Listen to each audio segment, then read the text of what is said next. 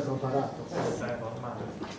Allora, buonasera a tutti, io sono Oscar, sono il presidente dell'Associazione Culturale Sant'Andrea di Gonnesa. Prima di iniziare il mio intervento vorrei ringraziare Giuliana per averci invitato qua e la sua associazione. Per noi è molto importante perché comunque poter collaborare anche con altre associazioni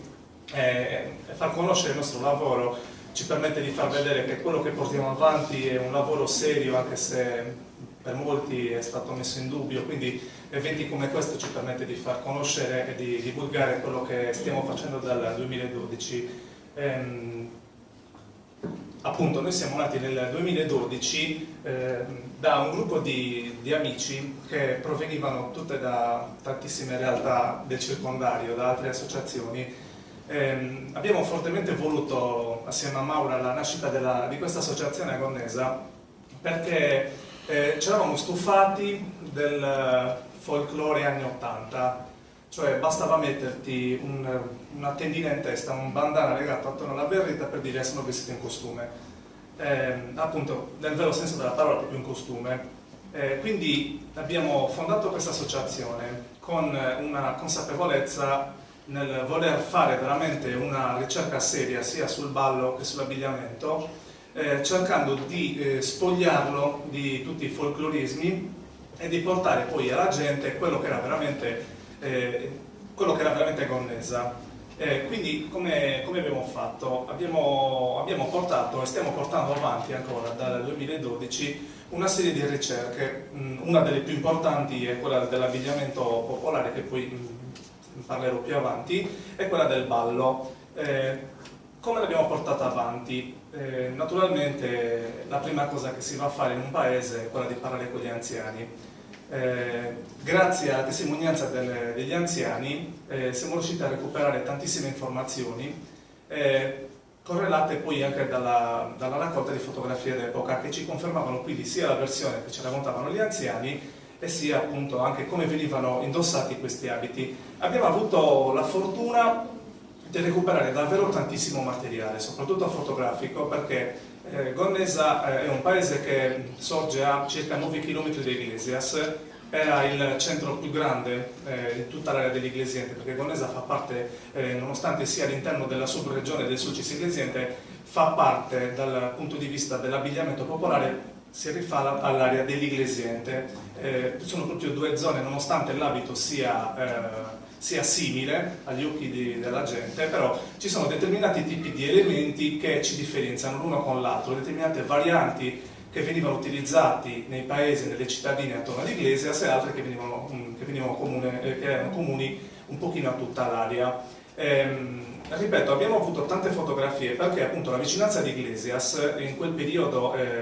tutta l'area dell'Iglesiente era un grosso fermento per attività mineraria, richiamava tantissima gente in tutto il circondario per lavorare nelle miniere. Tantissimi fotografi aprivano gli studi fotografici. Il più famoso in tutta la zona nel Novecento è stato Pizzetti, è stato uno dei fotografi che ha praticamente fotografato tutte le famiglie del circondario, oltretutto si spostava anche nei paesi per fotografare, quindi la classica fotografia con la seggiolina, con la Savonarola, con l'alzatina, il pavimento a scacchi, ce l'hanno tutti in casa.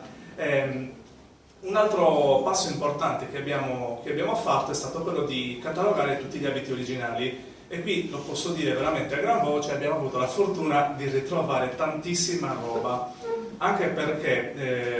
l'intera zona, l'intera area ha avuto la fortuna di avere le donne soprattutto vestite in abbigliamento popolare fino ai primissimi anni del 2000. Fino a qualche anno fa appunto era ancora facile a Gonnesa vedere le classiche donne vestite a nostrada con l'abbigliamento con la gonna lunga e gli scialli, come sono ancora comuni soprattutto nella zona del Sulcis. Quindi questa particolarità ci ha permesso appunto di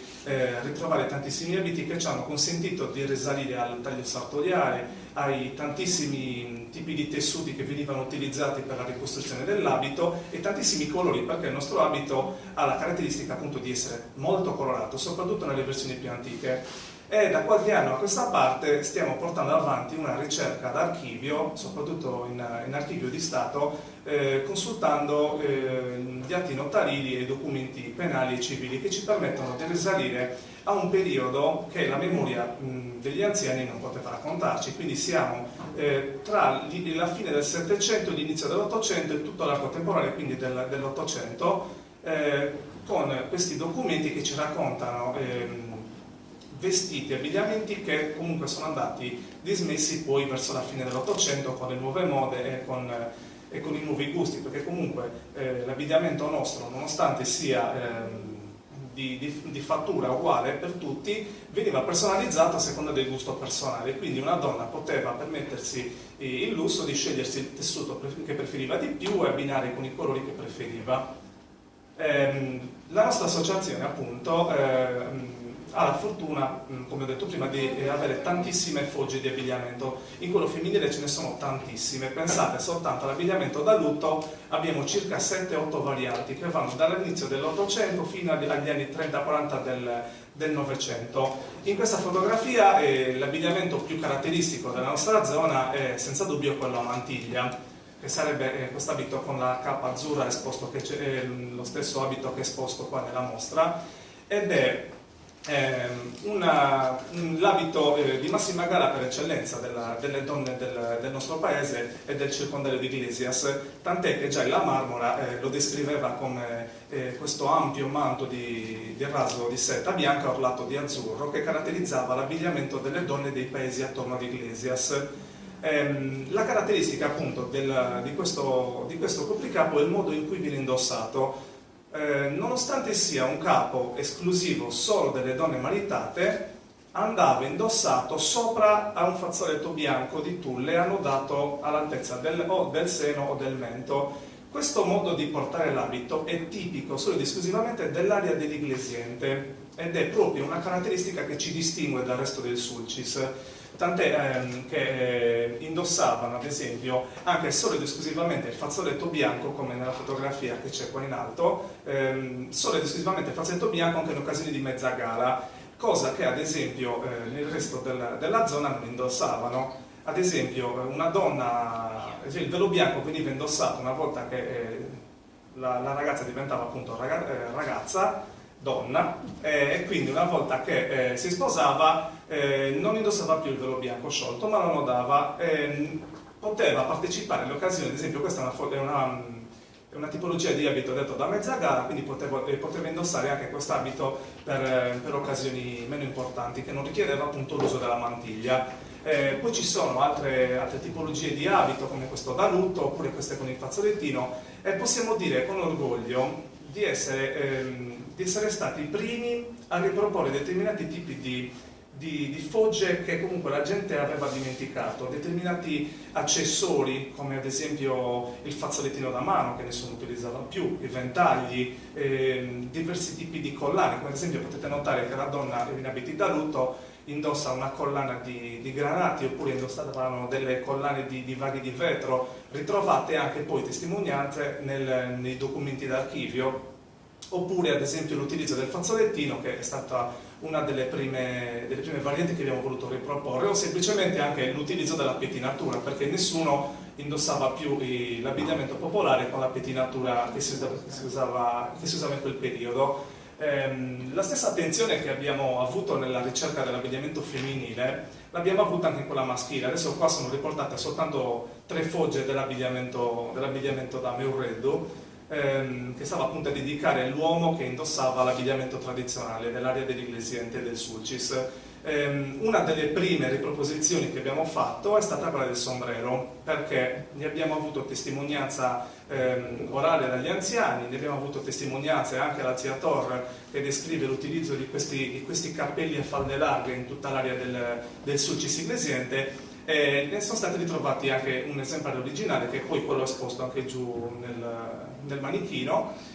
diversi modi di indossare la berritta e diversi appunto soprabiti. È stato molto interessante la ricerca d'archivio, perché ci ha permesso di avere la conferma dai ricordi degli anziani di determinati tessuti utilizzati per la confezione di questi abiti, la terminologia ad esempio dei vari tipi di soprabiti, Serenicusu, Garbanusu o la giacchetta che chiamavano Sagasaka, con tutti i nomi molto particolari che ti riconducevano a quel determinato tipo di abito, o ad esempio l'utilizzo del corpetto azzurro in panno, che in questo caso non c'è in fotografia, che era tipico dell'area dell'Iglesiente, stava a rappresentare il proprietario terriero. Quella è una di quelle tipologie, una di quelle fogge proprio tipica ed esclusiva dell'area dell'Iglesiente.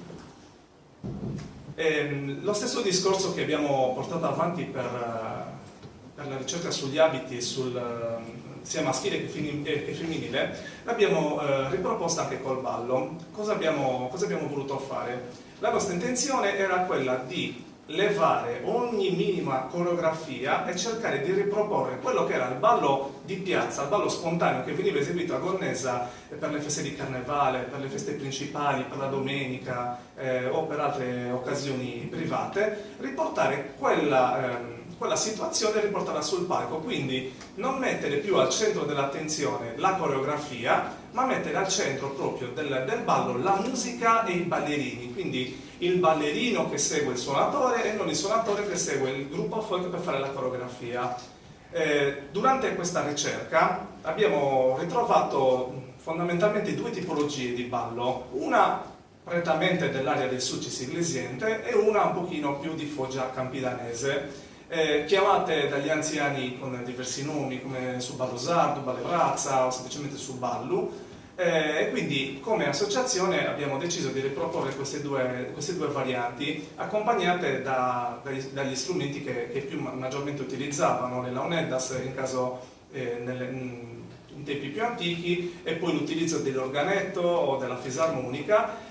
Una cosa particolare che abbiamo ritrovato e di cui ne siamo molto orgogliosi e abbiamo riproposto era anche l'accompagnamento al ballo con il mandolino.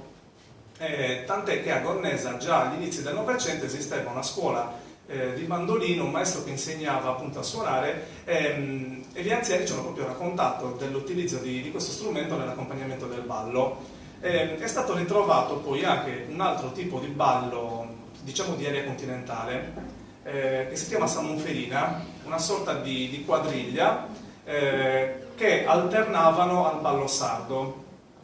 Quindi una sorta di ballo che veniva ballato con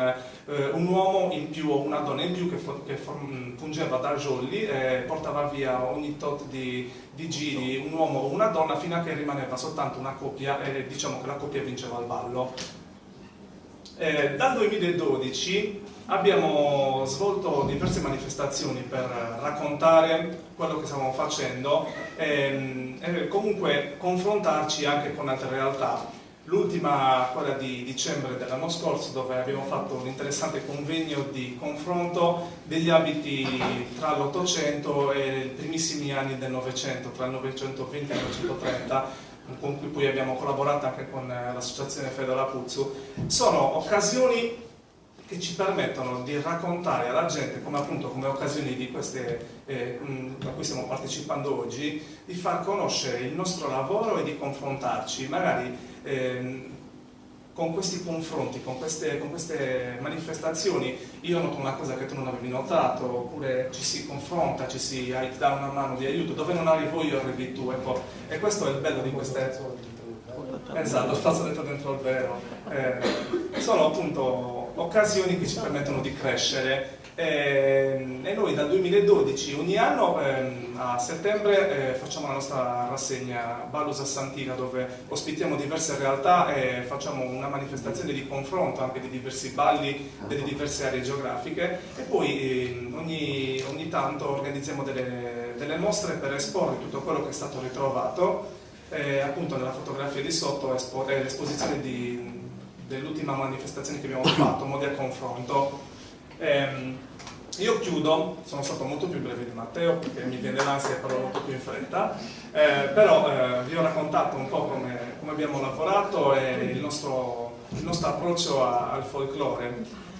Mi piace chiudere il discorso con una frase con cui io discuto molto con Ignazio. Ignazio mi dice: il folklore divide. È vero, ci sono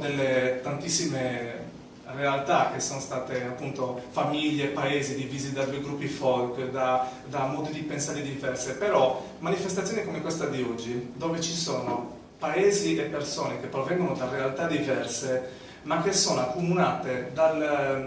tutte dallo stesso pensiero, dallo stesso modo di voler lavorare bene, sono appunto occasioni che ci permettono innanzitutto di confrontarci, di stare tutti assieme, ma che ti creano proprio amicizie, e questo è il vero senso secondo me del far folklore, fare famiglia e fare forza tutti assieme per poter portare avanti tutti assieme lo stesso discorso. Grazie. Lascio la parola a Ignazio Sani.